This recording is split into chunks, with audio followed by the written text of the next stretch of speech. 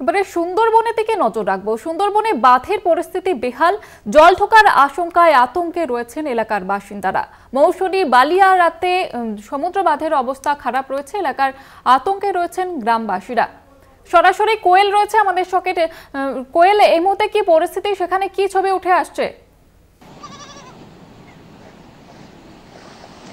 একদমই দেখো, তোমাকে প্রথমে জানিয়ে রাখবো, একদিকে মৌসুমী অক্ষরেখা একেবারেই সক্রিয় গাঙ্গেয় পশ্চিমবঙ্গের ওপর, অন্যদিকে কিন্তু নিম্নচাপ এবং তারপর অমাবস্যার কোটাল, আর এই ত্রিফলায় কার্যত একেবারেই বিপর্যস্ত সুন্দরবনের একাধিক উপকূলীয় এলাকা। এই মুহূর্তে আমি যেখানে দাঁড়িয়ে রয়েছি, সুন্দরবনের একেবারে বিচ্ছিন্ন দ্বীপ মৌসুমী দ্বীপ, এবং এই মৌসুমী দ্বীপ কিন্তু সুন্দরবনের আরও একটি অন্যতম পর্যটন কেন্দ্র।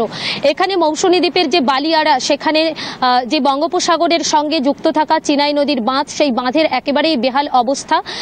গত পূর্ণিমার কোটালে এই বাঁধ ভেঙে এবং কোনো কোনো জায়গায় বাঁধ উপচে নদীর যে জল, সেই জল লোকালয়ে প্রবেশ করেছিল এবং বিস্তীর্ণ এলাকা প্লাবিত হয়েছিল।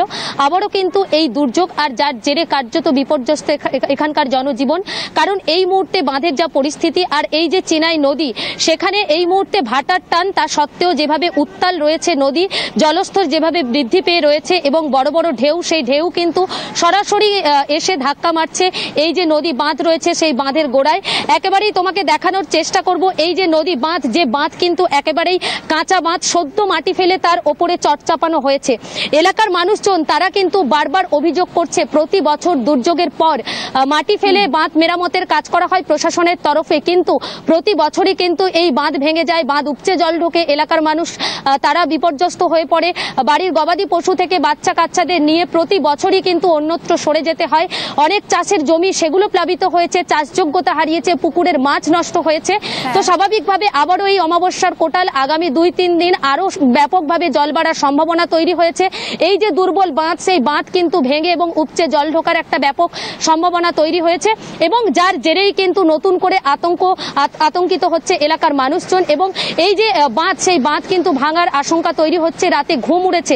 এই মুহূর্তে ছবিটা তোমাকে দেখাবো, একেবারেই কিন্তু উত্তাল রয়েছে বঙ্গোপসাগরের সঙ্গে যুক্ত থাকা মৌসুমী দ্বীপের বালিয়াড়ার এই চিনাই নদী। সেই চিনাই নদীর যে ঢেউ, সেই ঢেউ কিন্তু বড় বড় ঢেউ আছড়ে পড়ছে।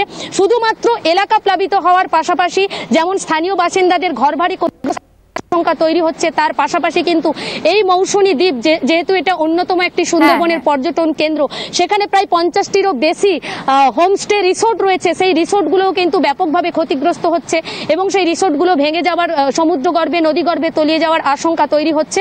বারে বারে কিন্তু প্রশাসনের ভূমিকা নিয়ে একাধিক প্রশ্ন উঠছে, কারণ প্রতি বছর কেন এই একেবারে বোঝাই যাচ্ছে ভয়াবহ পরিস্থিতি তৈরি হয়েছে এবং প্রশাসন কি পদক্ষেপ নেয় সেদিকেই নজর রয়েছে। আপাতত ধন্যবাদ জানাবো কোয়েল তোমাকে।